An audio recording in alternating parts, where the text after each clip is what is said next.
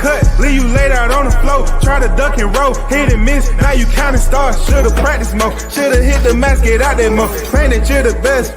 You gotta show me, son. Actions over words, baby boy. Is you real or what? Talking way too much, world come. Back sports, talking way too much, world come. Back sports, talking way too much, world come. Back sports.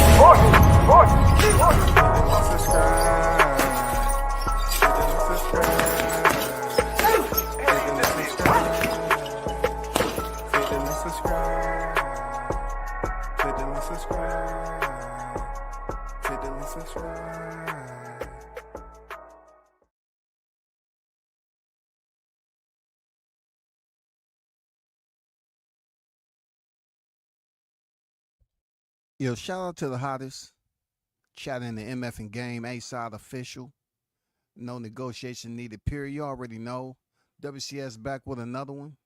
Hey, we got some topics to talk about, man. And you know, like I say, this is the last week of the first semester of 2025 where boxing is about to get popping. You know, we have some pretty big fights on the horizon, already locked in on the schedule, and we just have to be patient. We're going to talk about Benavidez, Morrell. We're going to talk about Kid Austin. I'm going to break down to you what the Paul brothers are willing to do, vice other brothers. You know what I'm saying? They understand what the business is about. And then the Ring Magazine, TRM, yeah, you heard it here first, TRM, they just released their lightweight rankings. You know what I'm saying? And we'll get to that. And also Beterbiev versus Bivol. Poster reveal. All right? I want to first by saying that I see that Saudi has its type when it comes to videos and, you know what I'm saying, film and stuff like that. They have their type. I ain't gonna lie, they have their type. But they just released the Beterbiev Bivol freaking poster. I want you to take a look at it. What do you think about that, man? I mean, it seems like, you know, they were supposed to be at the Last Supper for pugilists prior to you know, going to weigh in. I mean, prior to the fight, rather, they already had to weigh in. They just escaped the Last Supper. And they ran into each other in the hallway or something and during a bad storm and the lights flickered. They just happened to be coming from a photo shoot a little bit, had their gear on them from earlier, and they put on their gloves and, you know, brought the smoke. I don't know, shadow boxing or something. This gives me Last Supper. This gives me revelations in the Bible. I don't know, man. Flying through the air. Two gladiators, warriors, angels of God when it comes to the pantheon of boxing. I'm just trying to figure this out. You know, I mean, it kind of gives me a little bit of superhero, but yet disciple. You know what I'm saying? It's almost like they escaped from heaven. You know, who's protecting God if these are the two that's supposed to be up there and they come down here on earth to be a part of this big fight? I don't know, man. I don't know. Y'all tell me what you think. Y'all tell me what you think. I don't know, bro. I don't know. I'll get back to that. I want to you know, get to an article about David Benavidez. But first I want to pretty much talk about how fight fans are somewhat doing everything. You know how we used to say it, they're doing the most? Fight fans are doing the most. But I keep telling them, I don't see Morrell doing anything that Benavidez hasn't already been a part of in his professional career.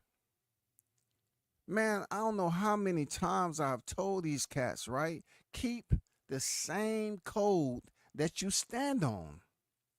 If you're going to criticize another fighter without having the experience and their resume, why do y'all love acting like you all have a neural link and sometimes you got to pay for updates and you've been delinquent for 6 months, yo.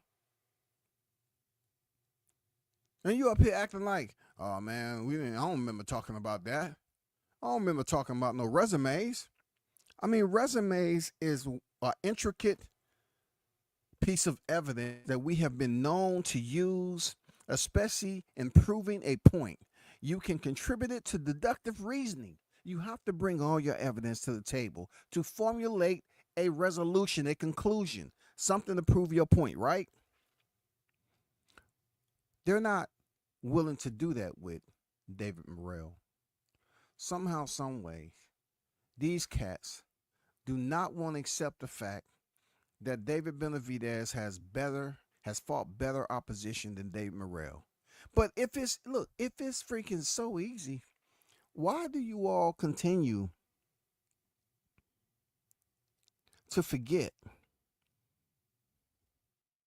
that you have criticized other fighters that have had just about the same experience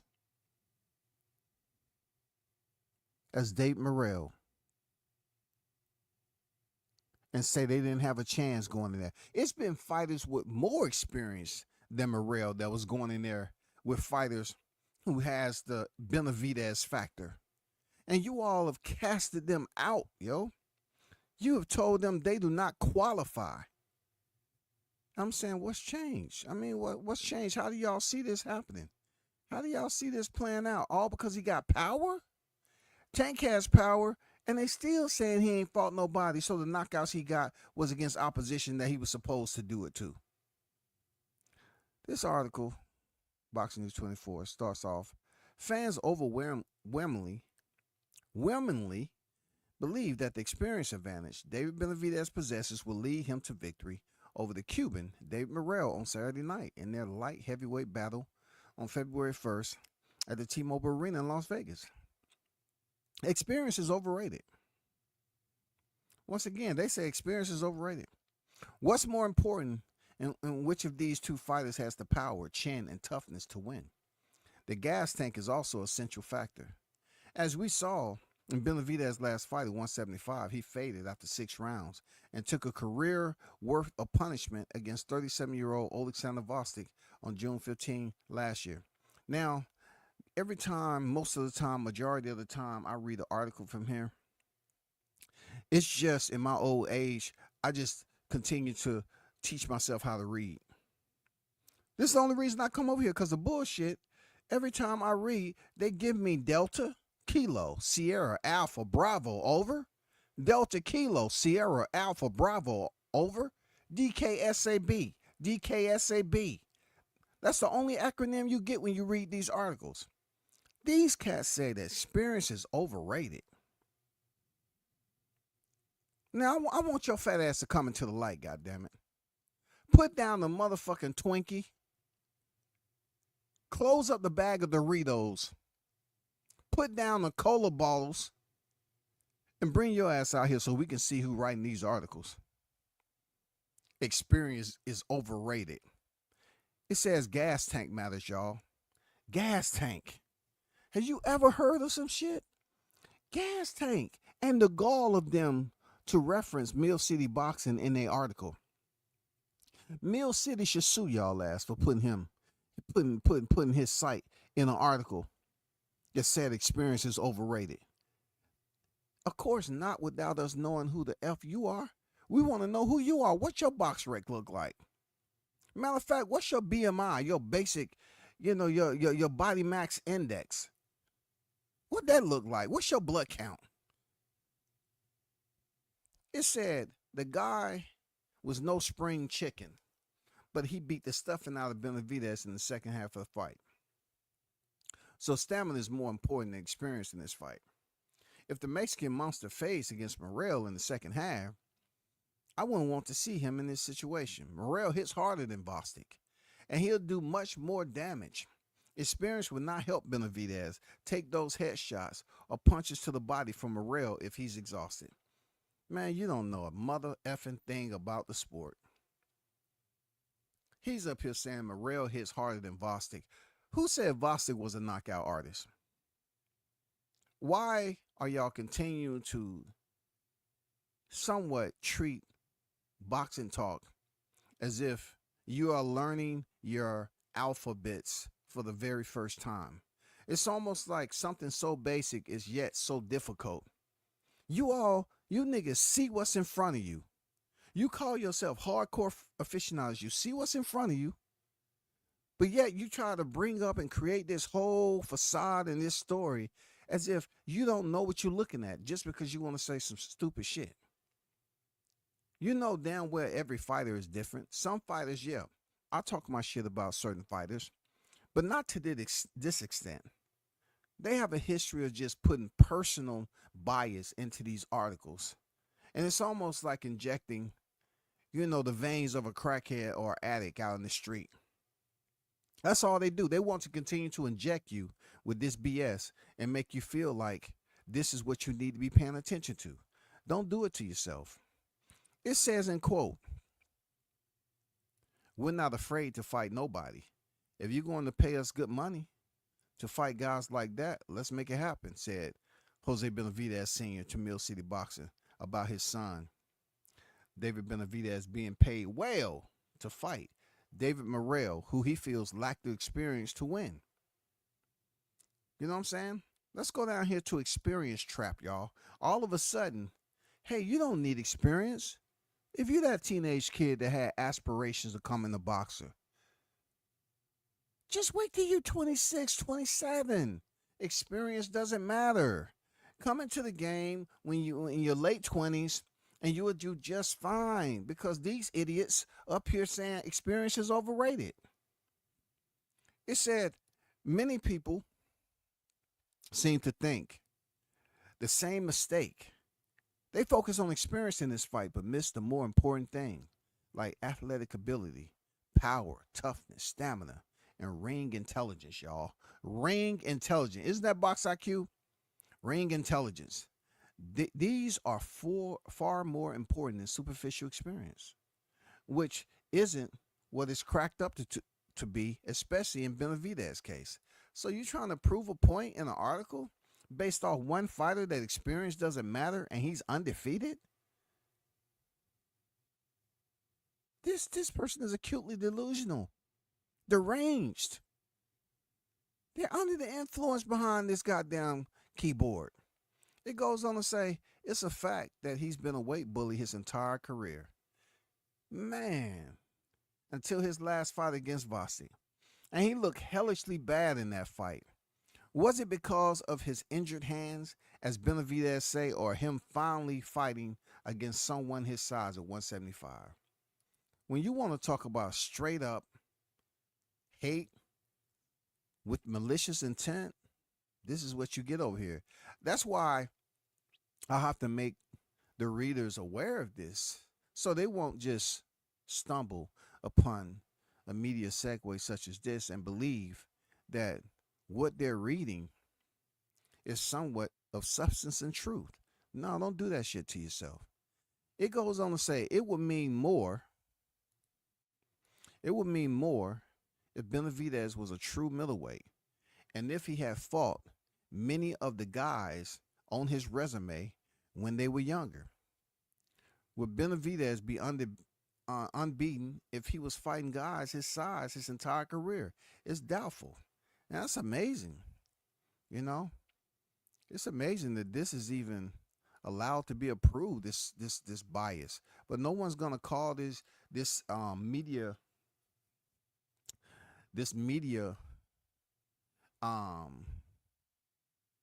segue out, because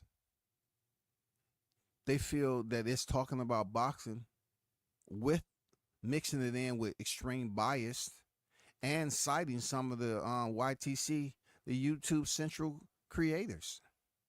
It goes on to say, if we were fighting at light heavyweight or cruiserweight, if he was fighting at light heavyweight or cruiserweight his entire career against Arthur Beterbiev and Dmitry Bivol and Jai Opetaia, would be the fighter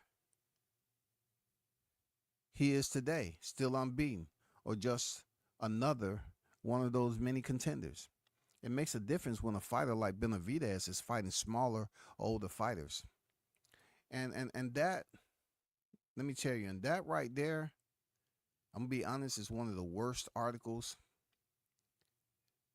that you can read out there at this point in time, just like many others, because it doesn't give you any new, you know, refreshing substance that you look for in 2025. Like, this is one of the big first fights of the year. I mean, I'm talking about pretty much under renovation. This is one of those fights that's, it doesn't have anything to do with Riyadh season. All right. But when we're talking about the introduction to the fight card, the schedule, boxing is an annual sport.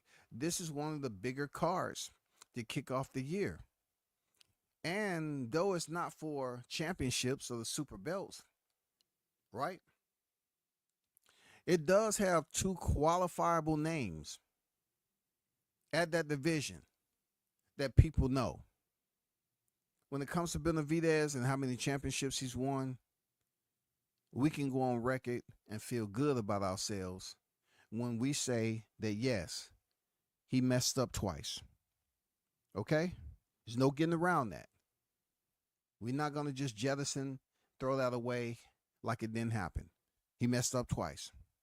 But in the process of messing up, Canelo took full advantage of him not having a WBC title. He took full advantage. Now, did Canelo violate any type of policies or standard operating procedures? Did he violate the SOP? No. Did he violate some of the moral standards, if boxing has any, or core values? Absolutely. Absolutely. Yes. Yes. Because Canelo has been on record as saying, I fought everybody, so I get to do what I want. Yeah, you shown us that you can do what you want. You showed that because he made sure he scooped up that WBC title before Benavidez can get back around to fighting for it. And since Canelo, it was a terrible mistake on Benavidez's part. But he's young, man. One thing I say about Benavidez, he's super young. People don't look at him like that because he's a big guy. But he's super young, and he has time to put this behind him. Do I believe he's going to return down to 168? I don't think so. I don't think so. But to hear the criticism of how people look at him saying he's been a weight bully, and then he moves up to 175 instead of staying at 168, right? And, he get criticized for not going out there and knocking the guy out. He's not a knockout artist. When did y'all see anything that gave you an indication that David Benavidez was a knockout artist? Morrell took full advantage of getting that man's belt. I guess he taught Benavidez a lesson. You snooze, you lose. And that's exactly what Canelo did. He scooped in and got that belt. And he refused to give Benavidez a shot at the title. Why? Because he say Benavidez was talking shit about him. The worst lame ass excuse that you can hear from a guy in Canelo Alvarez's status. Lame as hell, yo. Lame, lame, lame, lame as hell. Shout out to everybody in the chat, man. I see you. You know what I'm saying? So, let me get to one of the parts that's gonna rouse some people up. Only casual fans hyping Benavidez to lose. If you read what I put up here, only casual fans are hyping Benavidez to lose. Listen to what I said specifically. Casual fans in association with hyping David Benavidez to lose. The ones that are out there acting like David Benavidez don't have the experience. He don't have the championship. He don't have the lights, camera, action, the championship time that he's put in. You know what I'm saying? Hold on for a second. Let me cut this off. The casual fans are out here making it seem like an 11 professional win fighter like Morrell is doing something nobody else has been able to do. Like I said the same thing about Crawford. If you're going to say that he hasn't fought anybody, right? Then how is a fighter supposed to get high praise for beating him if you say he ain't fought nobody? Like Benavidez, they're saying this man is a weight bully. He ain't fought nobody. His experience don't mean anything. You know what I'm saying? This man has been in championship fights. His resume is way better. But somehow they infatuated and enamored with the Cuban fighter, yo. I gotta ask you this question, you casuals. The casuals that's up here hyping Benavidez up to lose. Were you in the water swimming with Morrell when he came? I mean, where's all this coming from, bro? Like, how can y'all just sit up here and act like you ain't seen Benavidez put them combos together? It's not for me to get. Like, what's going on with this generation of human beings that support the sport, and they sit up there and just say, oh, man, Benavidez got so much trouble. Morrell is just heavy hitter. Did he not go the distance with Hot Rod? Am I missing something? And did he not go the distance with Hot Rod? What am I missing with this David Morrell? Why are y'all so infatuated, man? Do y'all want to be like him? I mean, is it something I missed? Was it any private parties that I missed? If there's some private parties, please put it in the chat so I can look them up and see, was there an award ceremony? Was there cash rewards giving, to basically small microcosms when it comes to media to hype up Benavidez to lose.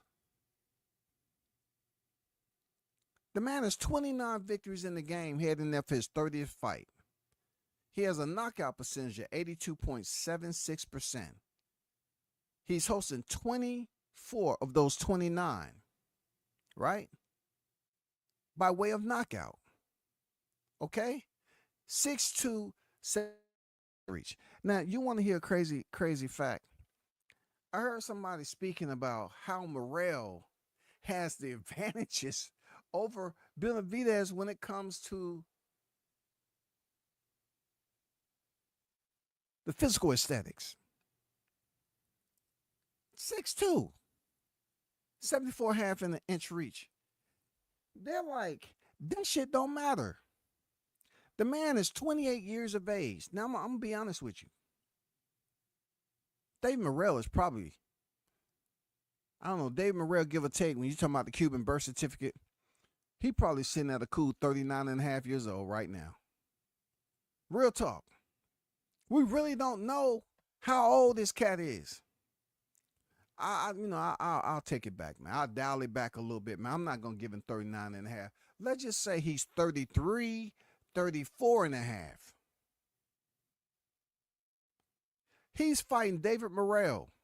Look at his stats. 6'1", 78 and a half inch reach. He has an 81.82% knockout ratio. David Benavidez,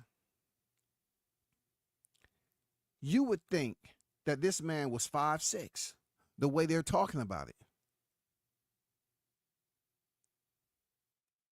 They saying the arm reach. Oh my God, the arm reach. 74 and a half inch reach. So you actually going to tell me you're going to go by those stats to determine a fight? Real talk. You're going by those stats to determine. Do you not remember what happened to Sebastian Fundora, you casuals? What happened to Sebastian Fundora? Sebastian Fundora's reach is like 99.666%, right? Inches long. This man get knocked out by a fighter that was shorter than him and had a shorter reach. Why y'all up here saying that Morrell is going to run through Benavidez? Benavidez don't have no cardio when it's truly Morrell that has a problem with cardio. Truly, he has a problem with cardio. You know that. Come on, man. Y'all know damn well. Y'all know damn well that's what it is, man. I just call the fans casuals that sit up here and play around with Benavidez being a bum. When any other debate that we may have with fighters, experience always comes into play about who they have already fought in their career. But somehow, man, I swear to God, it always happened coming off the new year. I think a lot of you casual boxing fans, for real, dog, either you straight out of high school, you've been sniffing goddamn paint cans, y'all have me freaking locked in. Y'all somehow, some way say, you know what? I need to really, get into some type of combat sport on here. I hear boxing. I hear these boxing chats are pretty fun to be a part of, and boxing is a pretty popular sport. Maybe that may be it. Maybe that needs to be some casual boxing fans who busy keep a freaking paint can up to their nose all the time, and their head full of fumes. Maybe that's it. Maybe there's some strands out there that are really unhealthy for these casual boxing fans, because I do know there are plenty of you all that have your recreational habit, but I would advise you to look back years ago and how these boxing debates go, and look at how we reference these box recs. We reference the opponents that's on the box rec, the opponents themselves, their opposition that they face. We look at how many times, how much the frequency on how what was the frequency of their fighting within the annual calendar. We look at what those fights meant. Were they championship fights? Were they in contention for a championship? We look at all that. But to just dog the shit out of Tank for being a Reggie belt holder, and then come up here and praise Morrell. Boy, y'all serenading him with some wet. God damn. I mean, you trying to tell me all of a sudden the belts are different? Tank won one at 35 and 40. Morrell 68 and 75. Somehow, some way, when you get it appraised, to pawn it in, Morrell's appraising value is higher than Tank. How in the hell does that shit work? How are you all shitting on Benavidez as if this man ain't did nothing, like he ain't a problem? This dude is an absolute problem for Morrell. The one who had the cardio problem and seemed a little bit lost in his last fight was David Morrell. Now, I have no problem at all with him, bro. He's a cool cat. You know what I'm saying? But I'm saying I'm worried, bro. Like, I thought with the new innovation, you know what I'm saying, the restructuring, somewhat of a new implementation of the regime coming out of the sandbox of Riyadh season, I would think that boxing fans, especially in the U.S. grid, right, we would do better. We would straighten and get our act together and stop going up here creating these little small TV series about boxing, creating all these scandals, making up fucking lies on boxers. Forget all the debates and conversations that we had about boxing. Stop acting like certain topics don't mean shit now. Like David Morrell, 11 professional fights. Experience is not a problem. He has 11 pro fights, ain't fought not a goddamn body. Except Mr. Ragu himself. Extra saucy meatballs. On top of some goddamn stringy noodles. Tomato basil everywhere. And you're telling me, let's just say Anthony Morrell. Is there anybody on there, Anthony Morrell, that's comparable to Anthony Morrell on Morrell's resume? Can somebody please help me, man? Can we just go for Anthony Morrell, though? Because they up here acting like Benavidez, all of a sudden, he's supposed to be penalized for shit he did back in 2020. I mean, I get it. I get it. A lot of you cats are still mad that we're not getting the Crawford Spence. You got to get over that shit. Stop being a fucking baby and get over the shit. You're not getting the fight. We're not getting part 2. You have to move on. But I seriously think a lot of you all from July 29th, 2023 are still strung out, man. I really think y'all been hanging out on the set of The Wire for real. They only left it up for y'all. Y'all been chilling over that motherfucker getting high every day. Jumping on your motherfucking phones when you at your peak. No, when you feeling good and you know your shit is in the clouds, stay the fuck away from boxing topics.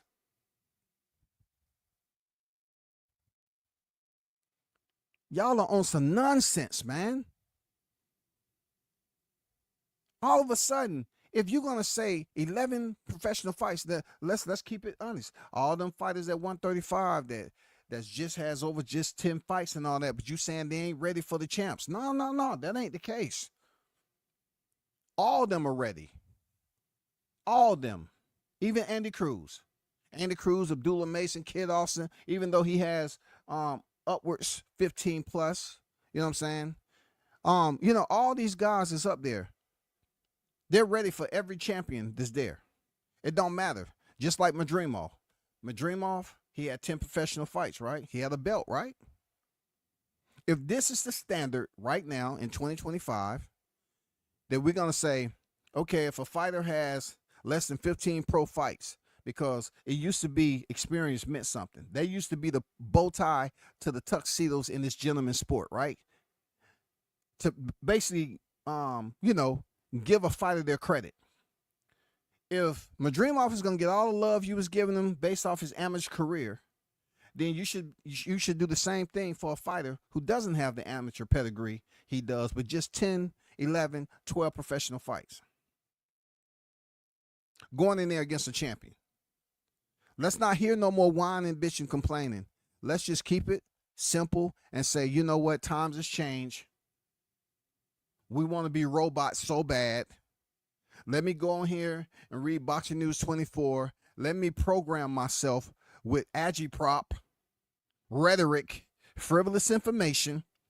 Let me unsmart myself. That's what I want to do. Forget being a hardcore anymore. I want to unsmart myself by reading these fucking dumbass comments in the chat and articles that they put out there and acting like this is the new wave of boxing. Unsmarting yourself. I'm unsmart, y'all. Oh, man, you never know, man. Back then, we lived by tradition.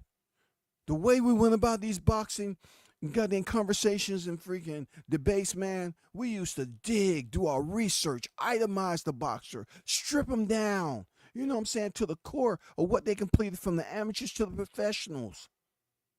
I'm glad we don't have to do that no more. Man, it's so fucking easy, dude.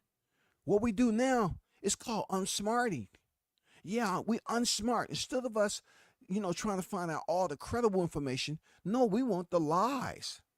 We want the untruth. We want dishonesty. That's what we want.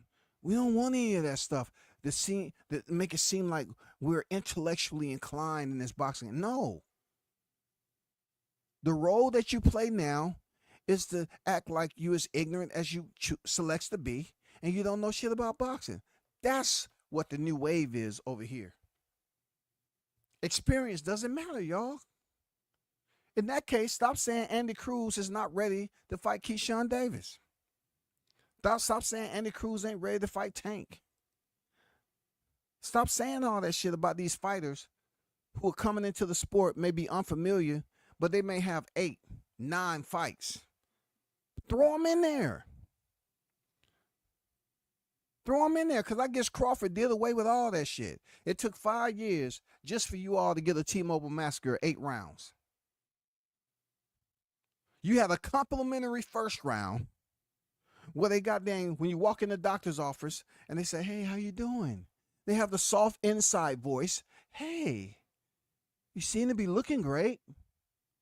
That's what the first round was. Just basic conversation catching up from the last appointment. And then all hell broke loose. I think I should continue to blame Crawford for what I'm witnessing right now with the David Morrell shit. Because we have some fans out here that don't want to do the truth. They want to be stuck in when they were saying Crawford didn't fight nobody. They want that to be the norm. Whoever seems like they're the better fighter, we don't want to go with them no more. No, we want to go with the opposite because controversy is everything you need to be hydrated off of. Controversy. Shit that don't make sense. That's it. Let me move on to Floyd Schofield. Goddammit. Shakur Stevenson. He's been making his rounds. Now, shout out to Shakur Stevenson. And I know there's some Shakur Stevenson fans in the chat. And look, I get it. I'm not against Shakur Stevenson at all. But there's a process that I've been, pretty much drawn to like a magnet. Not just the fact that I want him to fight Keyshawn Davis. It's something going on with Shakur right now, bro.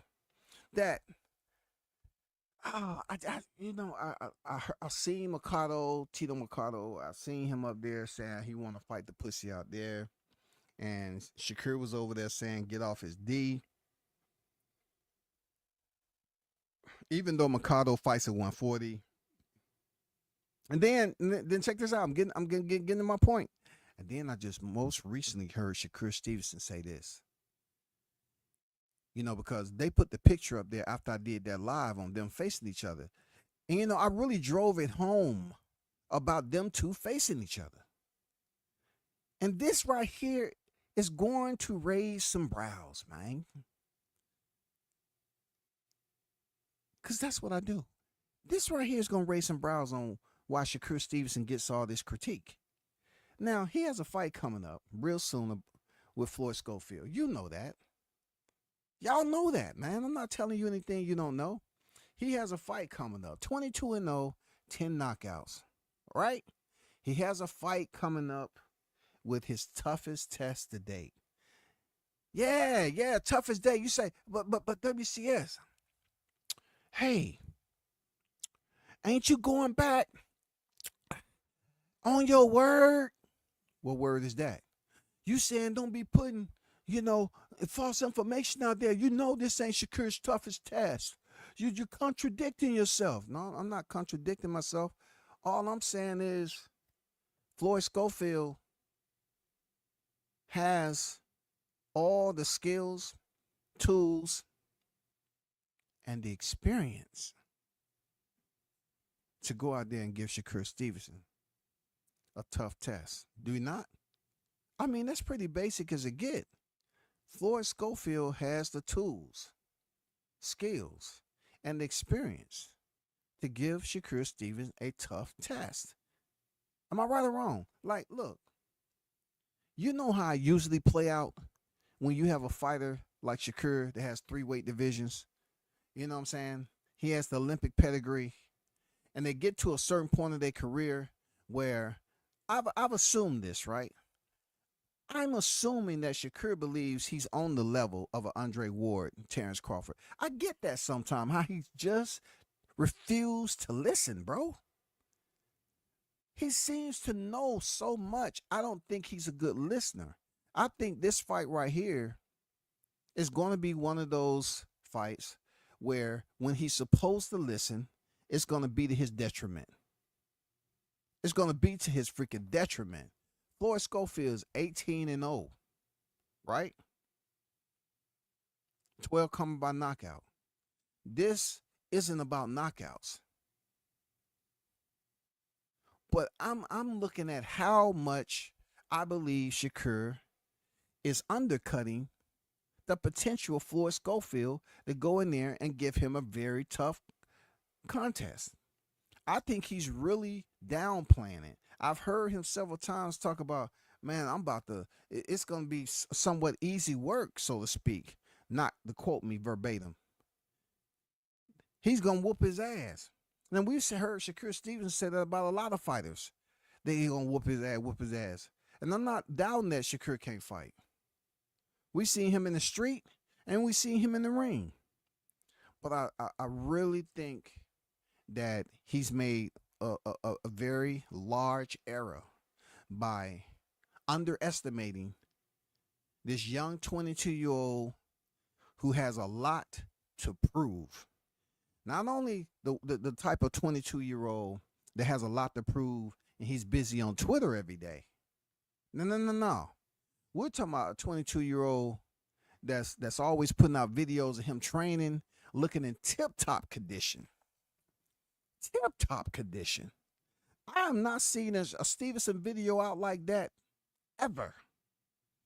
It has to come a time and a place where I know it's going to be some haters to say, well, WCS, if it was all about bodybuilding, and this ain't parkour, this ain't goddamn CrossFit, shit, this is boxing.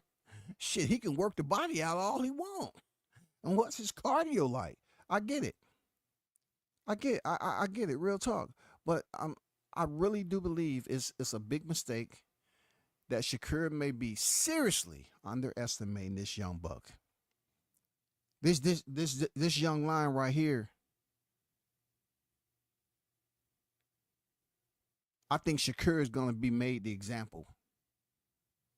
Now, granted, there's a lot of people that cannot see this before it actually takes place. I get it. Just like the Crawford Spence. I understand. You have to see the actual blood. You have to see the transformation in front of your eyes before you believe that, this is exactly what we've been talking that will happen now is going down. I believe that Floyd Schofield is going to be Shakur Stevenson's toughest test. I do believe, unfortunately for Shakur fans, that it's going to come a point in this fight where Shakur shows you once again that he has feline-like reflexes. I mean, real talk. We see it in the WWE now. It might be a point in time where Shakur leaves both soles of his feet leads the canvas, and he might end up on the top rope. There may be some point deductions, because we know Floyd Schofield is very active with the aggressiveness. You know what I'm saying? Kid Austin is very active with being aggressive, bro. They have underestimated this youngin'. His tenaciousness, how mean he is. I really think they keep on mentioning how he missed the stool sitting over there. They worrying about the wrong shit. They are worried about the wrong shit, bro. What I see in Shakur is that he's trying to never, ever think about losing. And one thing that disappointed me, the biggest, since I made that, live stream on him fighting Keyshawn Davis, and I went through scenarios of the 135-pound division on how him and Keyshawn both get 2 titles, what they're going to do. They just going to avoid fighting each other and one move up. You know what he just said? This what just disappoints me about Shakur. It's not so much him as a physical human being, because I don't know him personally. But this is what seriously irritates me about his mentality. Matter of fact, that's wrong. Hold on for a second. Shakur Stevenson is always talking about F somebody. F the fans. F this. F that. Huh? Shakur said that he ain't worried about Undisputed because that don't matter to him. The belts don't matter to him. All of a sudden, this is a person who unified at 130. Shakur is saying that Undisputed don't mean nothing to him, bro. He's saying he's trying to set the table for y'all.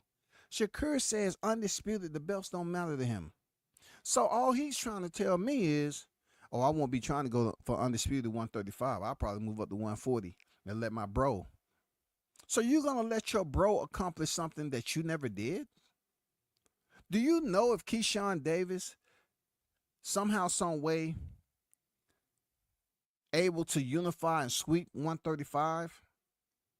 If Tank ain't there, of course. But if he's able to accomplish that, don't you know that's going to further build his rocket boost to go to the next level? Do you really want to leave him at a division where you all can make millions together and just let him go on a solo mission? Or are you going to try to have a talk and say, hey, little bro, can you do big bro a favor, bro? You know, man, we bosom buddies, man. We build a buddy. We started this shit, man. Friends to the end. Fuck Chucky. Do you mind moving up to 140? Because, I was talking with my team. I think we're going to try to go for undisputed down here. And I don't want to fight you, big bro. Little bro. I don't want to fight you, little bro. No, little bro, I don't want to fight you. I want you to move up to 140. You got to do what I tell you to do. It's good for your career. I already got, I'm the A side in this conversation, this friendship. So I already got 3 divisions, man. I'm the A side. I got the leverage. I want you to move up to 140. Shakur said he doesn't care about the freaking belts to become undisputed, man. He don't care about the fans. This is what Shakur and the message and energy that he's sending out to the boxing community. He don't care about nothing. He don't care about his performance and how he looked. He don't care about, people not wanting to see him fight. Shakur don't care about becoming undisputed, right? Shakur doesn't care to listen to the greats that has surrounded him and try to explain to him, but yet he still talks and try to retort and give his take in response. That's a problem. I think it's going to be a serious problem for him and Schofield. I think Schofield is going to give him a problem, bro. I think Schofield is going to absolutely give Shakur Stevenson a problem. I think the temperature that Shakur is about to feel under these particular lights, looking across the ring, and you got that youngin over there, and they up here talking about, that kid. They calling this dude a kid? Do you know it's kids out there that are whoop grown adults? Some kids are built different. They keep on looking at Schofield like, you ain't the more popular kid in school. I get all the bitches, you don't. You this, that. But then they get to a point where that youngin end up getting in a fight with somebody, pick him up over his head and slam him on there and slam him. And then they say, oh, shit. Damn, I ain't know that nigga had that in him. Okay, cool. Damn. I ain't remind me not to mess with him. I think Schofield is that guy. I think he's that guy. Real talk. Y'all will see.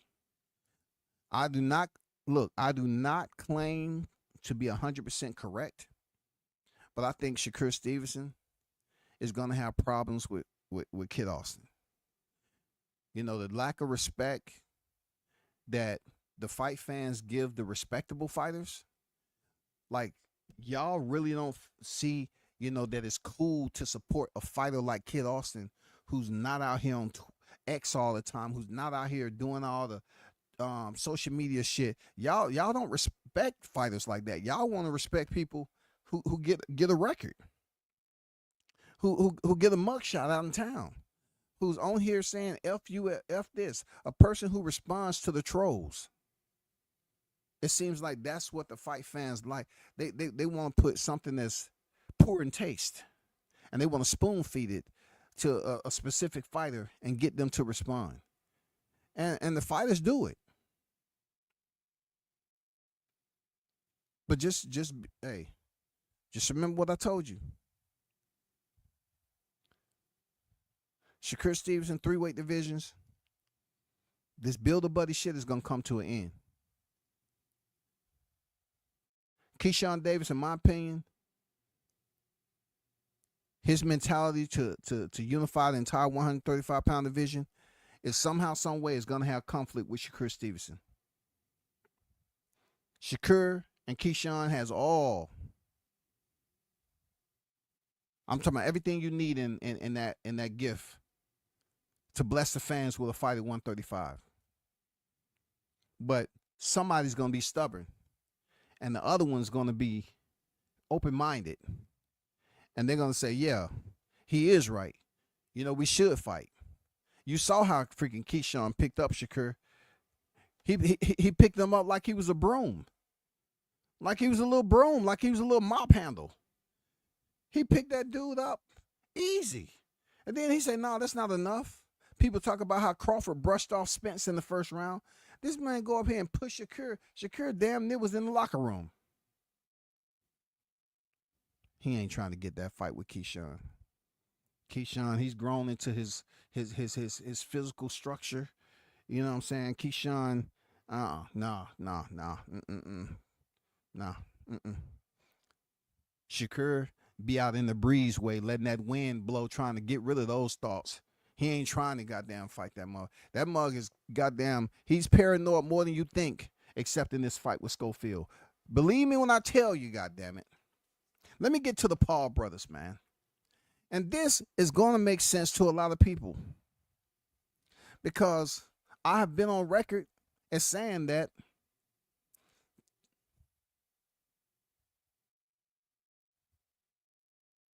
Jamal and Jamel Charlo will make their highest payday if they actually fought each other. But no, don't tell it to the blacks.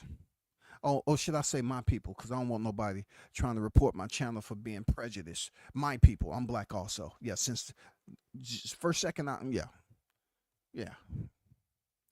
I often ask myself, what could it take to get the Charlos in the ring? You know, I remember when I was saying that, and my people want to say, well, you know, Scotty, if you thought about it, Scotty, you're an older black man in life, man, and you know, if they tell their mama, don't worry, we ain't gonna never fight each other, mama. Even if no matter what the money is, even if we going broke, mama, we ain't gonna fight each other. We gonna come stay at your house, mama. That's okay with you, Mom Dukes? You mind if your two twins come stay with you and the whole family? I mean, it ain't like we ain't never gave you no money. So the Charlos never wants to give people impression. This is a black thing, y'all. Check this out. This is not a white thing. The Charlo brothers don't want to sit up here and be a part of history and fight each other, because right now they are irrelevant. Shakur Stevenson, Keyshawn Davis. No, per the tag on my Builder Buddy. They said friends to the end. That's what the tags say on my Builder Buddy. Don't question me. I paid good money for this Builder Buddy. Another group set of black men. But goddamn it, look at the Paul brothers. At one point in time, I am guilty of calling them the Goofball brothers, but I have since recanted in my era of judgment, because the Paul brothers is making this money and they about to fight each other March 27th. I could give a damn about what these cats are thinking. Logan and Jake Paul is about to have a boxing match. They about to go get the bag, and people can say what they want. Oh man, ain't nobody gonna watch. Yes, you is. Logan Paul is over there in wrestling entertainment, totally changed everything, what people thought of him as a Vines creator to actual professional wrestler entertainment on the biggest stage, yo. These are Vine creators who have turned the corner, making crazy money. I mean, popular, very popular. You got Jake Paul. Even though I don't agree with his freaking boxing resume and none of that shit, he's bringing money. He's allowing these certain fighters to get their highest payday. He has MVP promotion. All these other cats, I remember when they was talking about how PBC, I remember this debate where people were saying, oh man, Al Heyman has the best structure ever. You know, he sets his fighters up for success. That's why he have them create their own promotion company. So when they get paid, it goes to, man, I was like, man, get out of here. The Paul brothers understand what business is supposed to be. They do not care in the right way. Shakur doesn't care about something that can actually bring him more money. He's just frustrated. He's not mature. He's not at that level of maturity yet. But the Paul brothers, they are. They're very much mature in how they want to make this money and get this sponsorship and continue to have people willing to invest in them. They're going to go there March 27th, and they're going to basically give you some entertainment. Yes, it's going to be some areas in there where it's going to be like the WWE probably, because nobody's going to tell me that they're not practicing on this shit. They're going to rehearse and rehearse and rehearse how to move around. Yes, they're going to rehearse how to roll with the shots, how to take a shot, just like they do in wrestling. I don't care what nobody says, bro. They're going to tune in and watch the fight. You're not going to hear people saying, oh, man, that's only going to do 5K pay-per-view. Listen to me. It's going to stream live on Max. Nobody's going to be giving a damn about the common language that they love to use on this YTC about, it didn't do the numbers like it thought. The Paul brothers get it. The black brothers, they're never going to be able to work with each other like that, man. They don't get it. The Paul brothers say, man, we here to make money, more money, more money, more money, more money. My people, they up there. We from the same hood. You heard Jamel Charlo say that about fighting Spence? That's my bro. We from the same hood. Mike Tyson. Well, if he's from the same hood, you break bread with your brother. You eat with your brother. If that's your brother. I mean, did he not tell the Charlos to their face? If that's your brother, you'll break bread with your brother? Am I lying? Am I lying? And he wasn't even talking about his twin brother. He was talking about Errol Spence. WCS put that shit out there when Jamel Charlo, I said it so many times before. When he was undisputed, they could have made millions. Undefeated Spence moving up to fight Charlo, who already had a loss, for his 154-pound undisputed titles. Spence win the titles and lose them in the rematch. He still would have fought Crawford. He would have been undisputed at 154 pounds and would have came back down to 147 pounds and wouldn't have lost a step when it came to the fanfare. They wouldn't have looked no different than him. They would say, okay, he dared to be great because Errol Spence was super popular at that time. But they didn't want to do business. When asked by Brian Custer, Jamel Charlo said some shit like, if Errol Spence, if he want to move up and fight for the belts, I'll vacate him and he can go for it and get him if he want him that bad. Selfish. Just selfish, bro. Super selfish, man. You have to have the right names at the right time to make this money. The Paul brothers are not wasting any freaking time. They get it. They know they have enough entertainment value, enough recognition to the public. They have enough notoriety to go out here and put on a fight. And people are going to say, oh, it's a circus, it's this. Well, guess how many fights that's going on that y'all say it's a circus?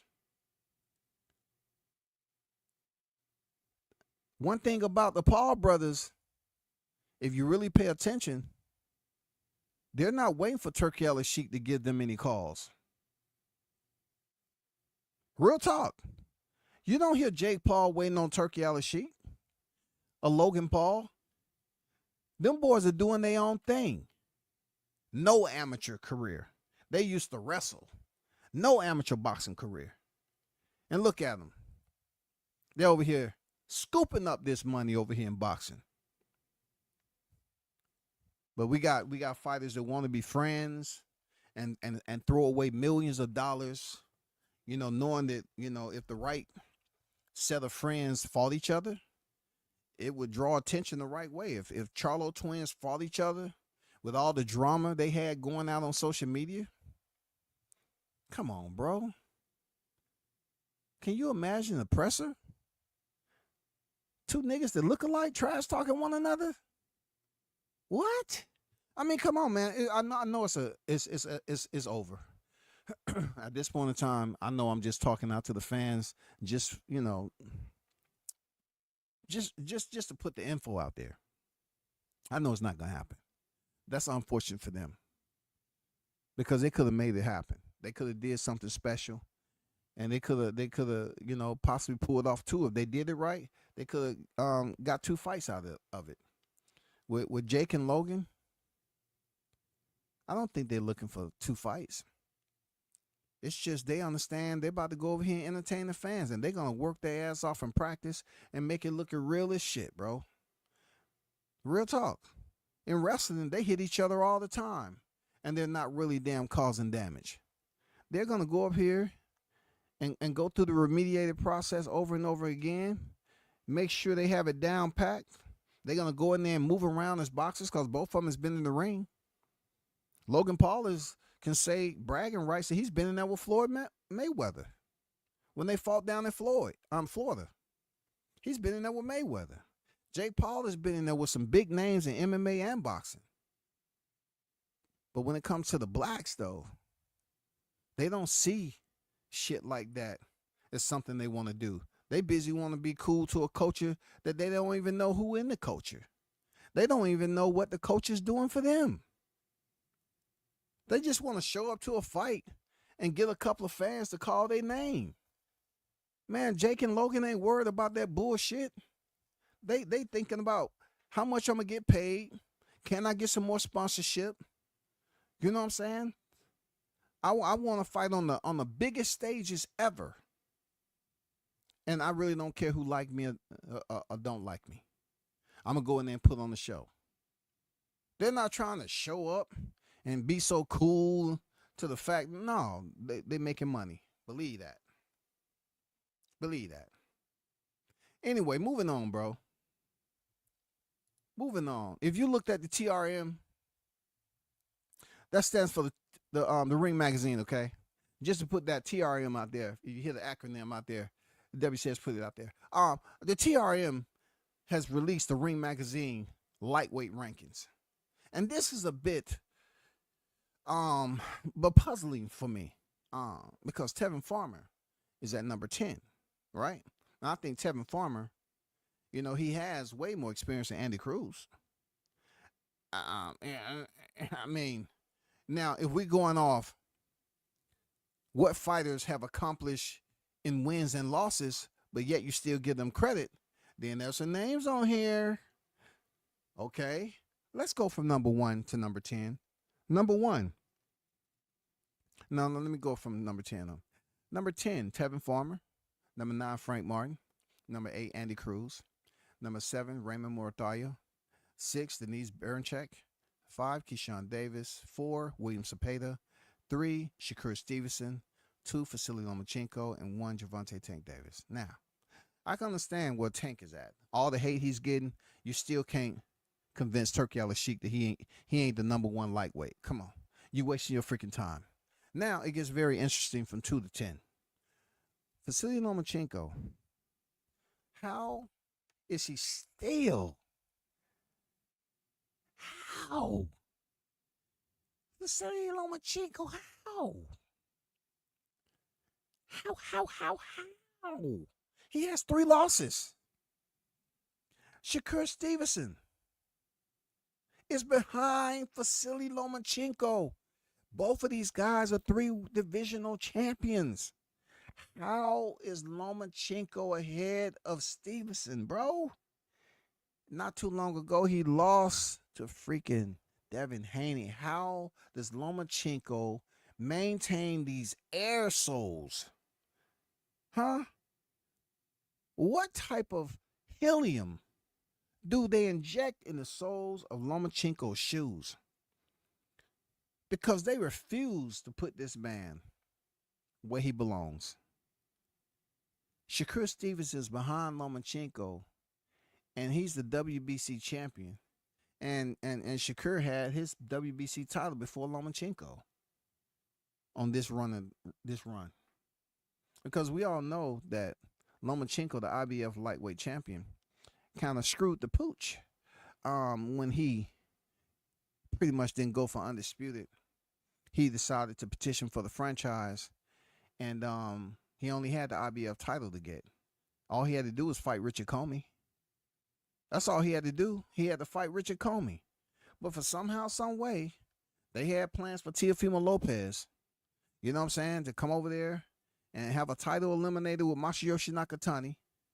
Then he beat Richard Comey and went in there and beat Lomachenko.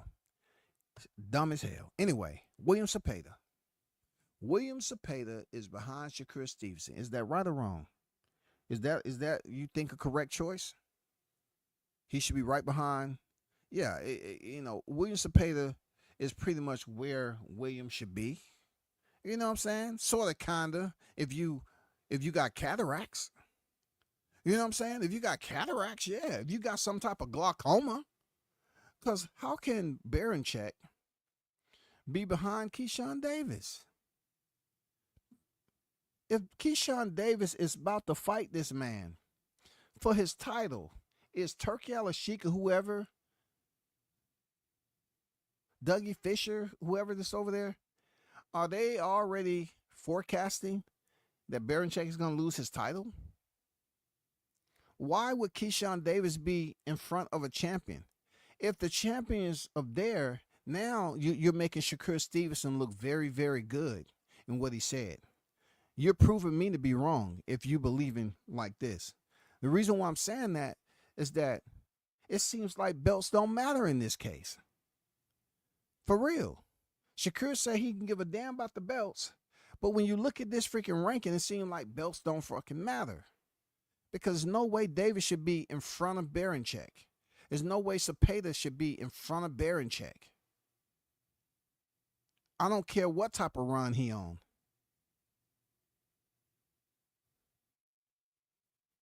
He shouldn't be in front of a champion. Vasily Lomachenko, with 3 losses, what has he done except beat a fighter who had already been beat before? I mean, you picked up 2 straight losses in your backyard. They're Kambosos. How can Lomachenko get high value for beating Kambosos, who has never been a star? His highest point in his career was beating a Teofimo Lopez who wasn't 100%. That's his highest point in his career. So how does Lomachenko stops him? And I heard this. Well, Lomachenko stopped Kambosos, and he ain't never been stopped. For real? Adrian Broner haven't been stopped either. Every time he gets a fight, oh, man, he's done. He's done. Nobody ain't talking about Adrian Broner ain't never been stopped. But I just recently, heard people, oh, man, Lomachenko stopped Kambosos. He ain't never been stopped. But Lomachenko did.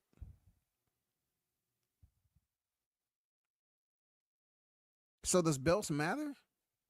When I look at this right here, it seems like belts don't matter, bro. Because I understand people complain about Tank having a WBA Reggie belt, and when the belts came free, they elevated Tank Davis to the WBA champion. Okay? In order for you to prove that Tank ain't did anything, you have to disprove this ranking list that he's not the #1 lightweight. Why isn't Shakur Stevenson in front of Tank? Why isn't Vasily Lomachenko in front of Tank? You can put him in front of Stevens, but you can't put him in front of Tank? Why? I mean, what is the grading criteria for this positioning here? That's what I need to know. What's the grading criteria? Something ain't right. How can Davis be in front of Barancek and he's the champion? How is Cepeda and Keyshawn in front of Barancek and he's the champion? It doesn't make any sense. How can Andy Cruz with 5 wins be in front of Frank Martin just because he stepped in there with Gervonta Davis? How is Frank Martin that far down? How is Raymond Murathalia right next to Andy Cruz? That dude is a problem. But hey, y'all do your homework.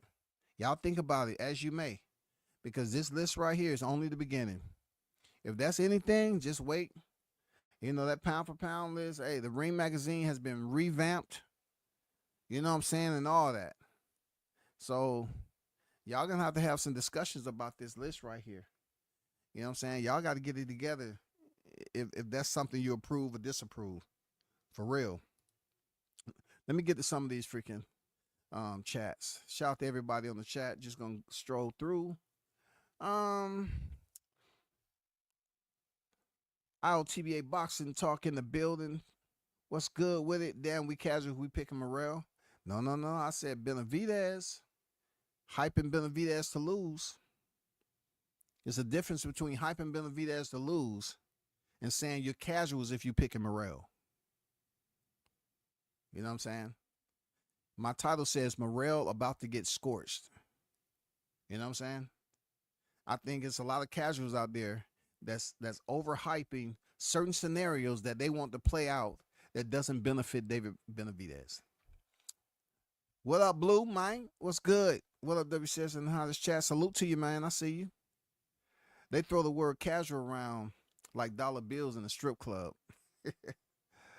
Hey, man, I just felt like you gotta be a casual to basically hype Benavidez to lose, and the evidence that you're using just don't add up to what he's been able to accomplish. I mean, you're up here acting like the man ain't did nothing. Like, how can y'all just try to denounce Benavidez? Like, damn, cocaine. I mean, that's what it was during the pandemic. When the statute of limitations on that shit, man, that was back in 2020, bro. But when we talk Crawford resume, it was the end of the world. Okay, I can, and then let me try to put the coordinates in the compass and get back to the point of reference that you're responding to. So, talking about Crawford resume and comparison to David Morrell, it's not even close. It's not even close. It's not even close enough for conversation. I can't even pinpoint where exactly you were, where I can reference what I was saying. But there was extremely, difficult situations to get through when it came to Crawford resume. And look, IO, you know well as I do, some people learn better when it's on the job training. And that's what the Errol Spence fans did. They learned on the job. Y'all hype Madrimov. I ain't hyping. Shit. I never hyped Madrimov. All I said was he has a belt. I never went up here. I never heard. I say this all the time about U.S. fight fans. Not all of them, of course. But they will hype up foreign fighters without them even proving themselves. Fighters from a different country, they'll hype them up. They'll find something. They send those carrier pigeons out there and they get the information. His amateur career, he had decorated amateur. He had, hundreds of fights. And man, he only lost just one because it was too hot in the gym. Yeah, but hey. Yeah, his amateur career. Okay, he legit then. Crawford's in trouble. And then they go into the fight looking to see if everything Crawford does wrong.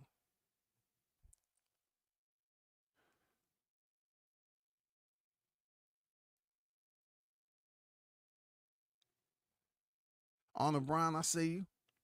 It's going 12.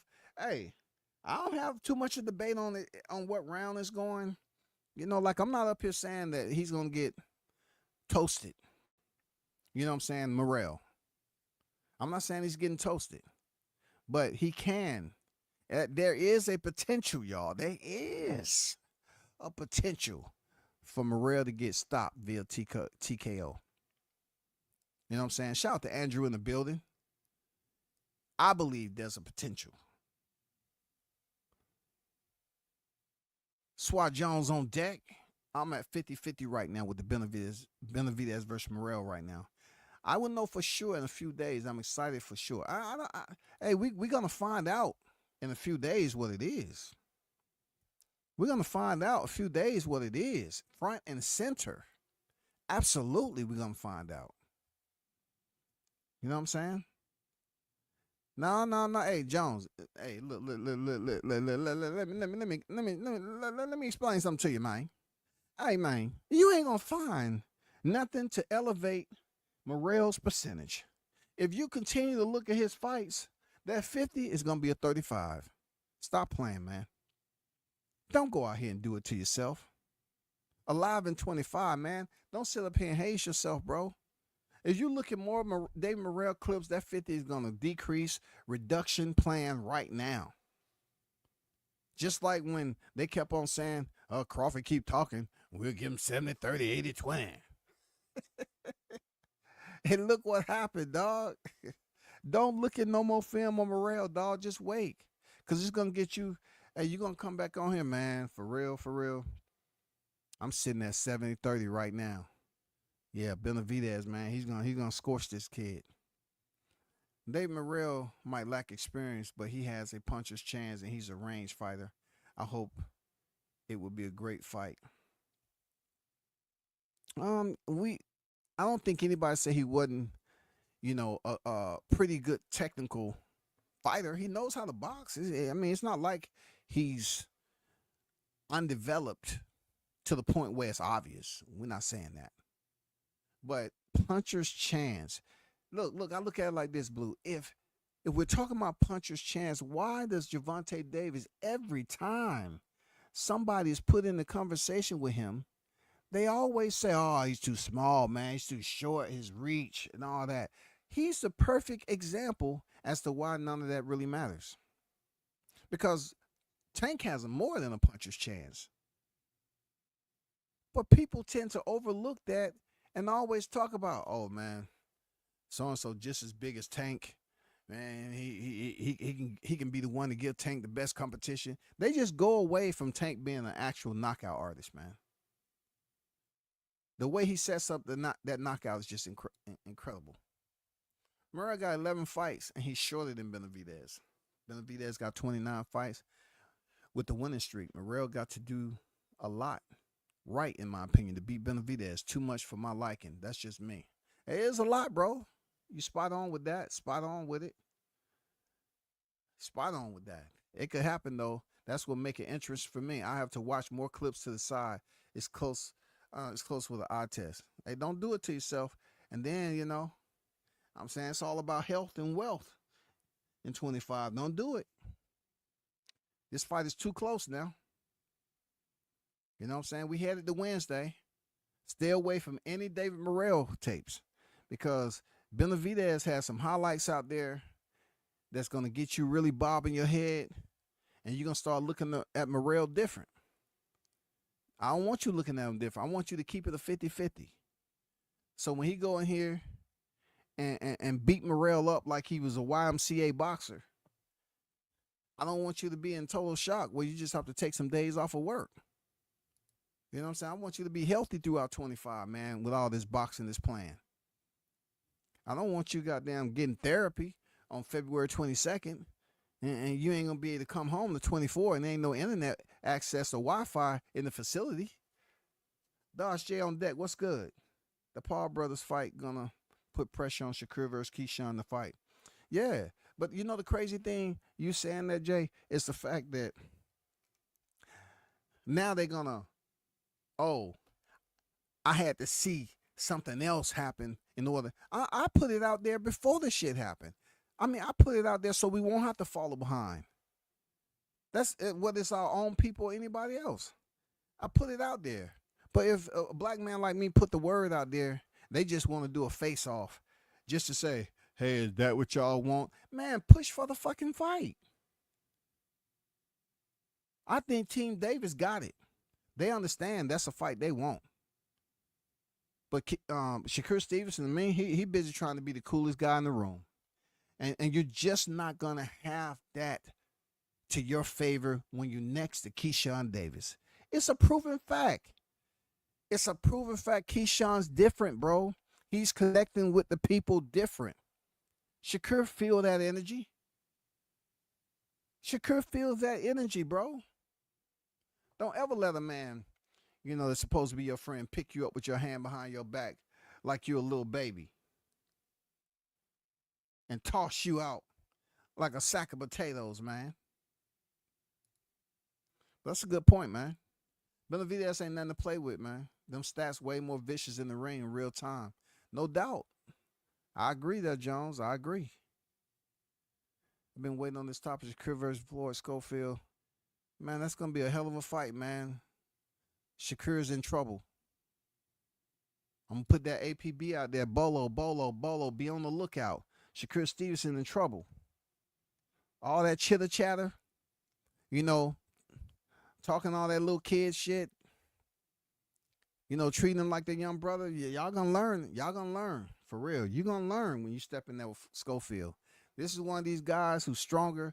He gets to go in there and have the night of his life, fighting a bigger name fighter and able to change levels in his career.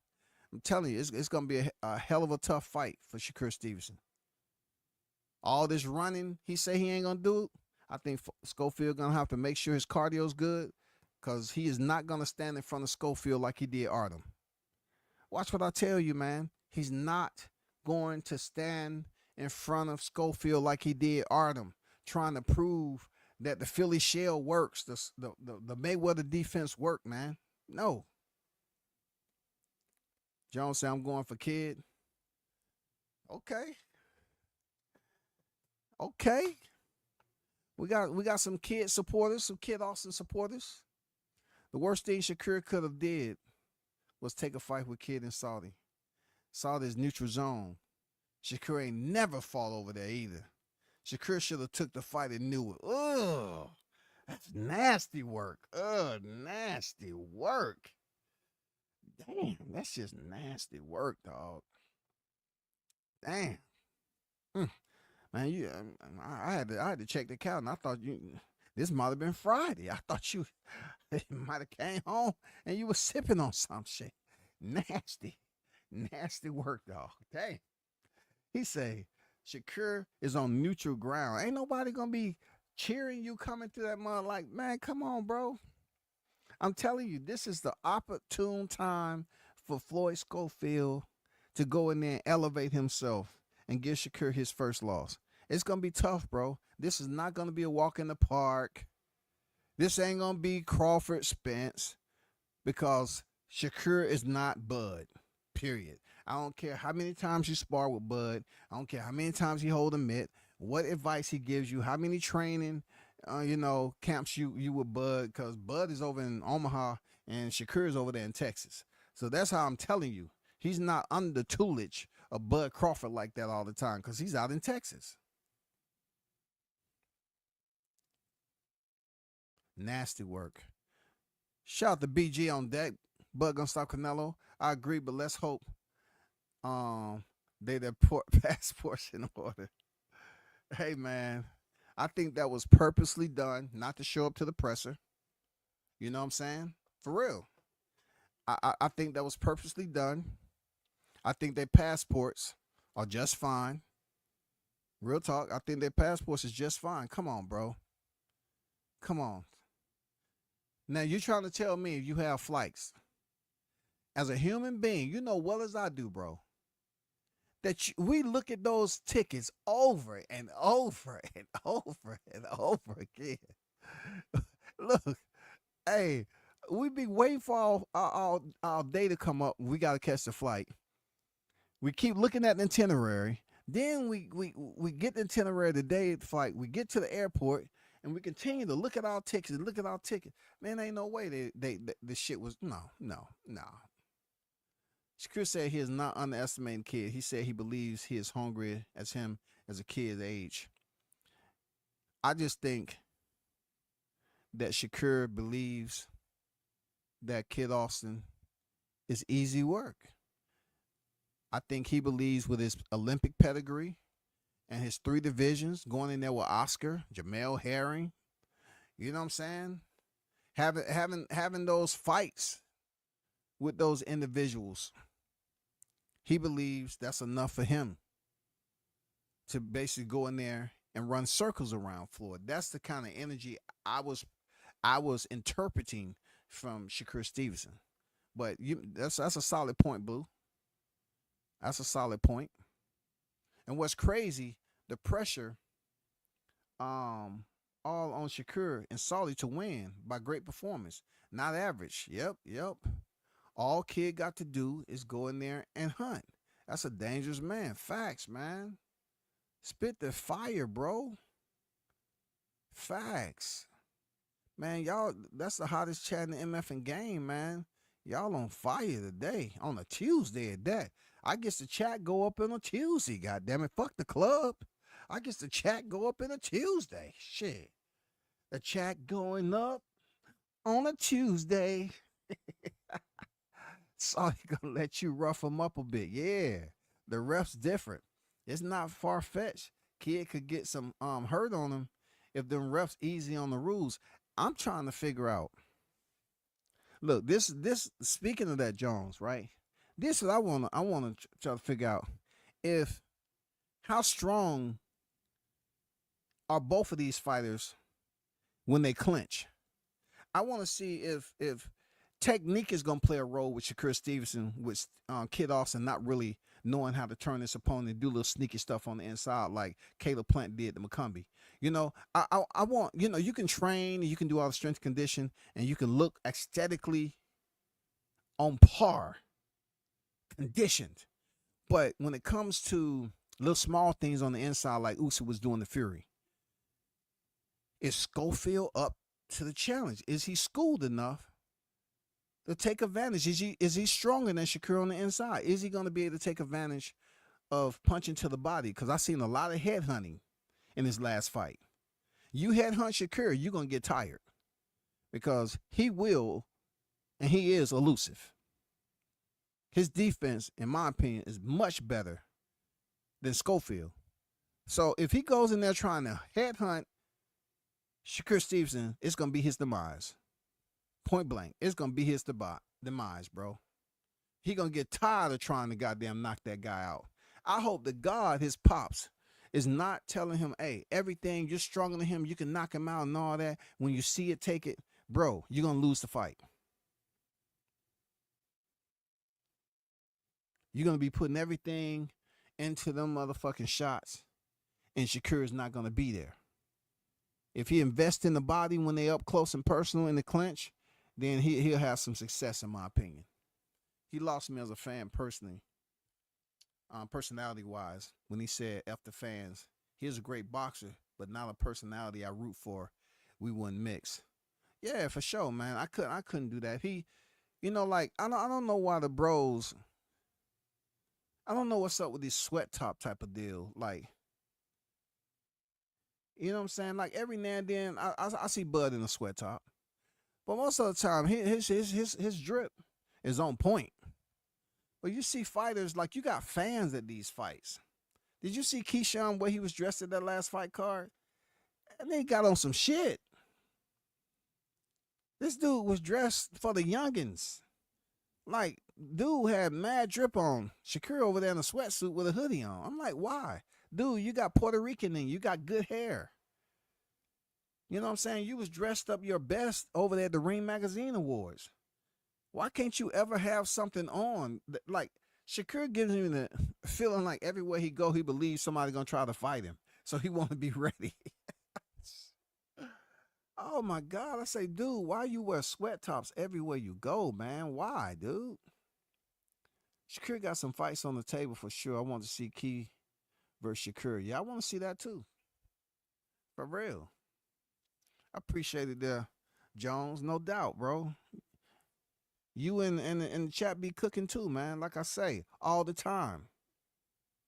You know, hottest chat in the MF and game, quality over quantity, any day. Any day. Y'all be good. Salute to the hottest chat in the MF and game. Appreciate you pulling up, man. Until next time, be safe out there, man. Conquest in the building. Yeah, Loma, man. You know, hey, Loma is like the goddamn Zorro of boxing, bro. Him and Hami Munguia. Man, the moves on how they make, it's just incredible. How can Lomachenko be number 2 in the lightweight rankings? How? This shit don't make no sense. Dude is on vacation, man. He beats Kambosos. He on vacation. If he comes back and fight Raymond Marthalia, he's getting slaughtered. Cepeda a duck, Loma a duck, and damn near retired, and Frank Martin at 140. Hey, man. I don't know, man. You think Frank Martin at 140? Has anybody seen him except he was out there trying to talk about he was going to fuck somebody up, trying to street fight? Yeah, that list is just that. I agree, man. Very diabolical. I don't know where criteria they going off of at all. When Shakur lose, he's going to say he caught a stomach bug over there. Bro, I have a video. I have the video somebody made that was so perfect.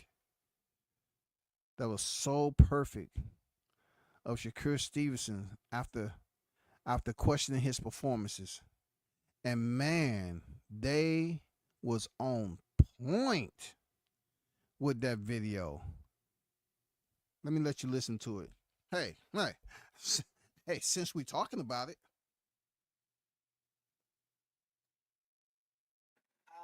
To be honest with you, I ain't really like my performance. I feel like I could have performed a lot better, but it was an awkward fighter. We got an awkward fighter throwing hard punches, and he know how to grab, get away, and it was a real awkward fighter. That's all.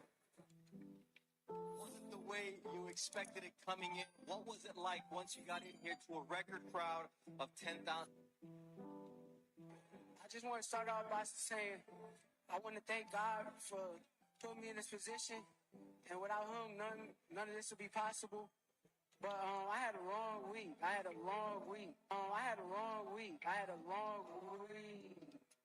It's in the fighter meeting. After 6, I think I can go get him, but he withstood your onslaught. I think that he was doing a lot of holding whenever I got to the inside. As soon as I get on the inside, he'll grab me. And I think that was part of the reason. But other than that, he was real awkward.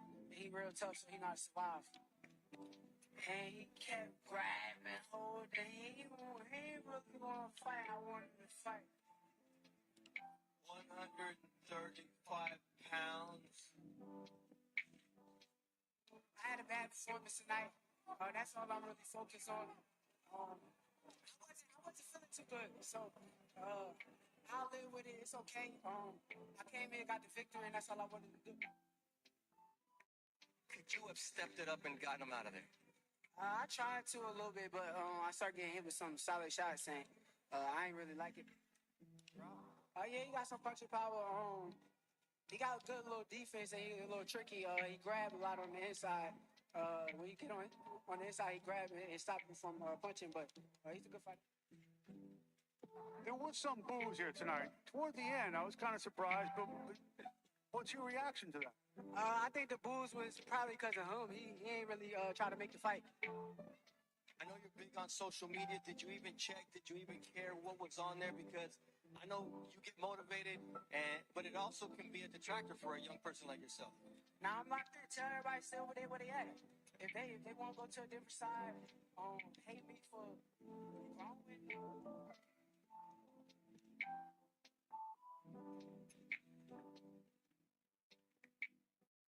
Did y'all hear all that?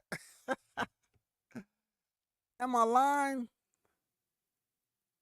Yo, am I lying, man? That would turn me off about, the fact that he run from fighters who got power but say he's the least hit fighter. And then, he have these performances where he's questioned after the fight. And he just say, oh, I wasn't doing it. he just haven't really gave us that it performance, man.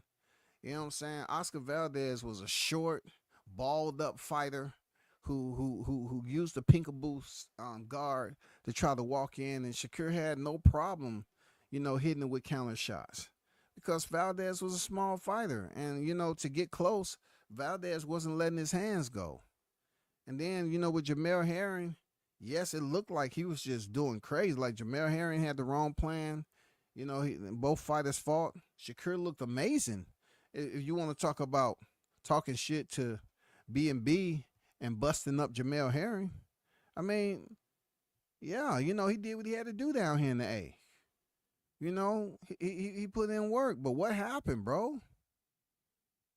What happened? Like, dude, what has happened? That's too many excuses after fights.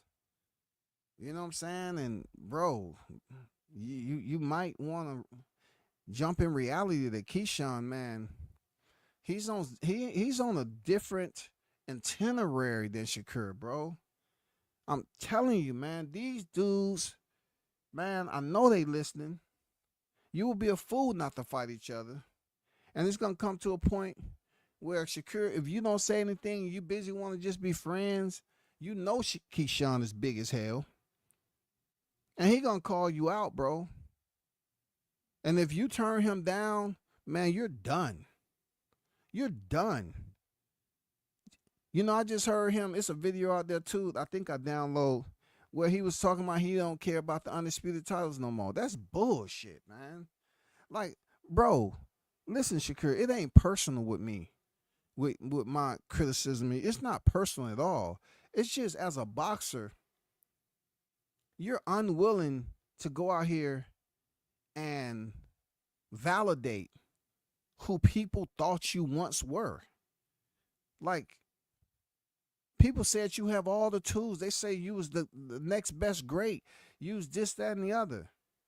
But it just seems like when you get these fights, you don't perform to the highest standard. You have mad excuses. And then now that I've been up here talking about you and Keyshawn, I know that doesn't sit well with you. So you're going to come out and say, I don't care about being undisputed. What if Keyshawn cares? Keyshawn is going to be your Achilles, bro. Because once he unifies the division, I'm pretty sure Keyshawn's going to unify the division, bro. He's going to unify one way or the other. It's over for you. And it's not going to be all Keyshawn Davis pushing this. They're going to do it just like they did Crawford Spence. It's going to be those media mouthpiece. It's going to be that microphone. It's going to be those projected questions. And they're going to start asking, and now that you beat so-and-so, who would you like to fight in the division? I mean, a lot of fans are talking. Don't you want to go ahead and get it out the way? It's a name that you know very well. You and him say you'll never fight. But the way it looks like that's what we want to see. Do you want to see, when you want to fight Shakur Stevenson, Keyshawn, all Keyshawn have to do is look at the camera. And, the only thing he has to do is not immediately say no. I just think Keyshawn and his family is built different. I'm serious. I just think they built different when it comes to the money. They built different. Keyshawn, the way he gets the fans to gravitate to him is way more user-friendly than Shakur, bro. Shakur always acts like he's uncomfortable when he's around people.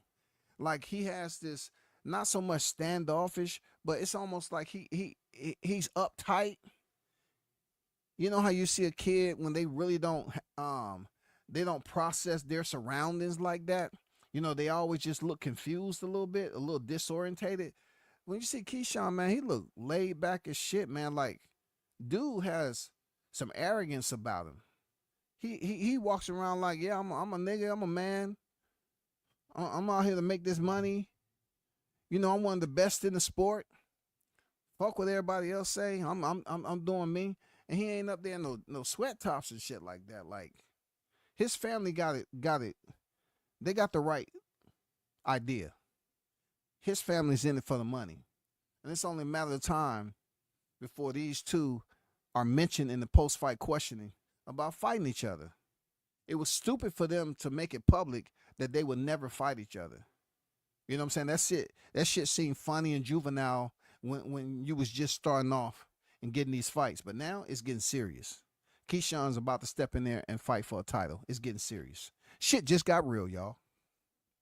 Shit just got real. Kid definitely got to go to the body. Yeah, for sure, for sure, for sure.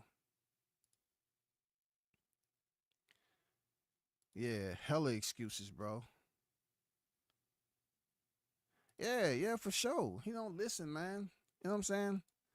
Like, he just always look uncomfortable when he around people. I get it. Everybody's not gonna be uncomfortable. He might have an anxiety. I don't fucking know. But I know Keyshawn relished the moment. And if you ask Keyshawn right now, Keyshawn, who wins between you and Shakur? Keyshawn is never gonna say Shakur. Never, ever. I can't see it, bro. He's never gonna say Shakur. I knew he has had some conversations behind with his brothers. He got two brothers in the ring, man. Hey, big bro, you think you and freaking Shakur gonna fight? Man, he don't want that really. He don't want that smoke, bro. For real. He don't want that shit. He know I beat his ass. He don't want that. That's behind closed doors, bro. It's just a matter of time before that shit reaches out to the public and they keep on pestering and Shakur get frustrated and try, that's my bro. I told you don't ask me that no more. No, nigga, you ain't Canelo.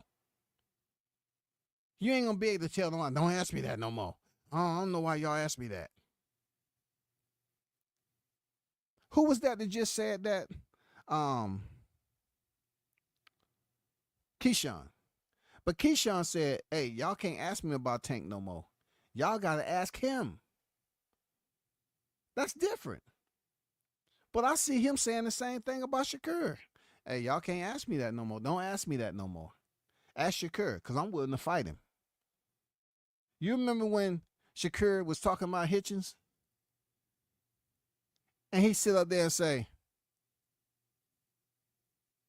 yeah, we cool and everything, but I don't fuck with Buddy for real. You gonna say the same thing about Keyshawn? Hey, Keyshawn cool and everything, but I don't fuck with Buddy no more. And why is that, Stevenson?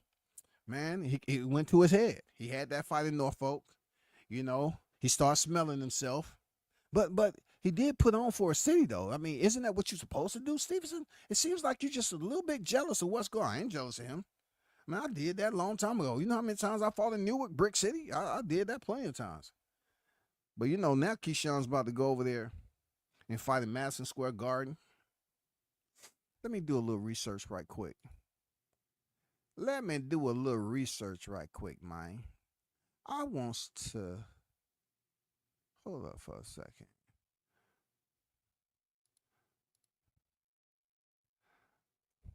I want to check something right quick.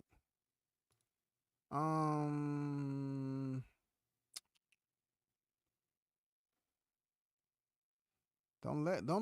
let me be right. Don't let me be correct and checkpoint this shit. Let me see.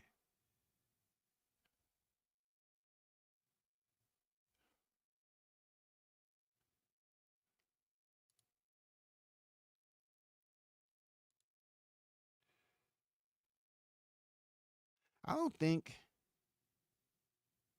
Shakur Stevenson. Let me see. I don't think Shakur Stevenson ever headlined at. Let me see. I don't think he ever headlined at Madison Square Garden. I don't think. I know he fought at Madison Square, but I don't think he ever headlined. I know he fought there, but he ain't never headlined. That's gonna be interesting. Yeah, that's gonna be interesting. Cause from what I think, Keyshawn.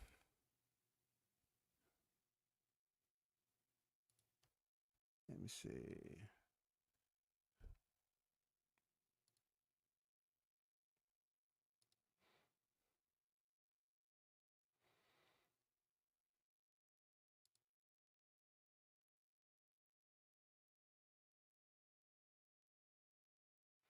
So Keyshawn is about to headline in Madison Square Garden, if I'm correct. Xander Zayas is going to be on his freaking UC. Yeah, it's only one title fight, the WBO World Light.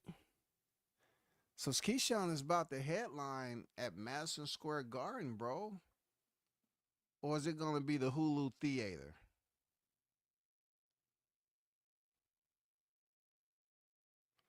I just wanted to check that out right quick. Interesting.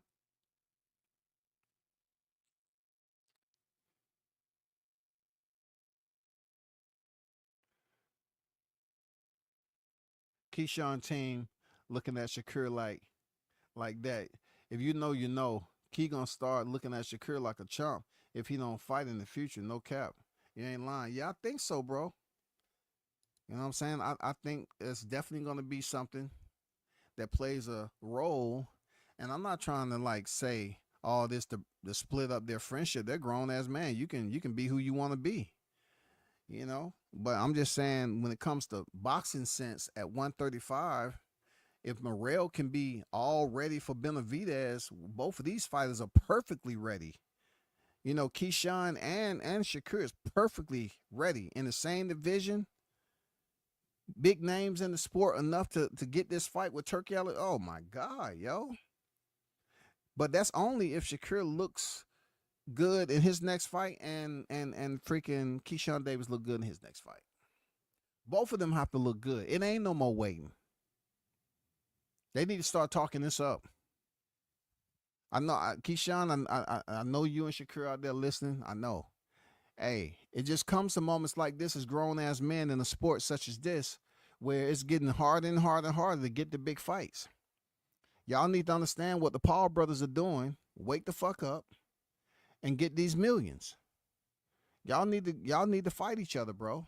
Forget all that friendship and all that. Man, come on, man. Shakur didn't care about that when he fought my guy Jamel Herring. He didn't care about none of that shit, bro. All you got to do is return the favor, man. Because that'd be a hell of a fight, in my opinion. Hell of a fight. Shakur, Keyshawn Davis, hell of a fight. But y'all know what it is, man. Appreciate y'all for pulling up. Shout out to the hottest chat in the MF and game, man. Salute and always hit that button on your way out. Thanks for supporting the channel.